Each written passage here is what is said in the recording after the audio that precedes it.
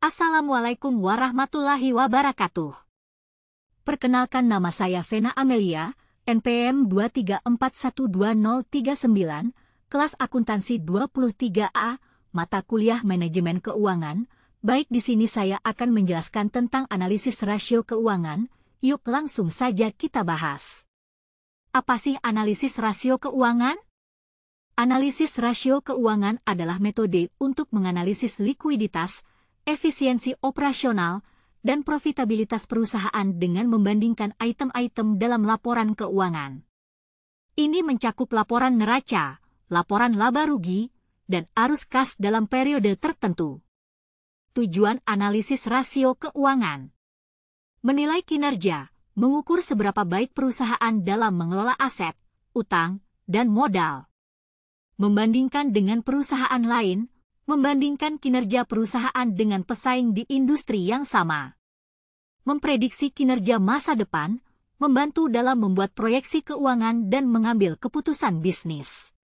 Mengevaluasi efisiensi operasional, mengukur seberapa efisien perusahaan dalam mengelola operasi sehari-hari. Menilai likuiditas, menilai kemampuan perusahaan dalam memenuhi kewajiban jangka pendek. Menilai solvabilitas, menilai kemampuan perusahaan dalam memenuhi kewajiban jangka panjang.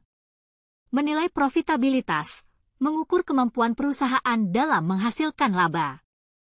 Penggolongan rasio. Rasio likuiditas. Current ratio. Cash ratio. Quick ratio cash. Working capital to total asset ratio. Rasio leverage.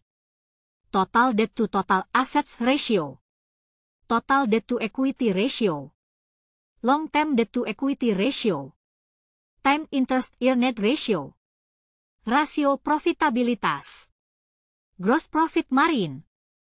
Profit margin. Net profit margin. Operating income ratio. Return on assets. Return on equity. Return on investment. Rasio aktivitas. Total asset turnover. Receivable turnover. Average collection period. Inventory turnover. Average days inventory. Working capital turnover. Proses analisis keuangan: mengumpulkan laporan keuangan dari periode yang akan dianalisis. Penyesuaian data, menyesuaikan data yang mungkin dipengaruhi oleh faktor non-operasional.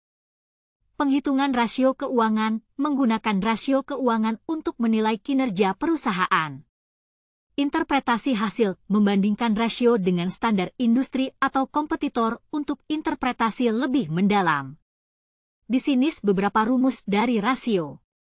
Di sini ada contohnya. Kita akan menghitung rasio dari PT Mega Perintis Tbk, yaitu rumusnya kas rasio adalah kas dan setara kas dibagi dengan kewajiban lancar. Nah, di sini laporan keuangan di PT Mega Perintis Tbk adalah kas dan setara kasnya itu senilai Rp1.196.202.091.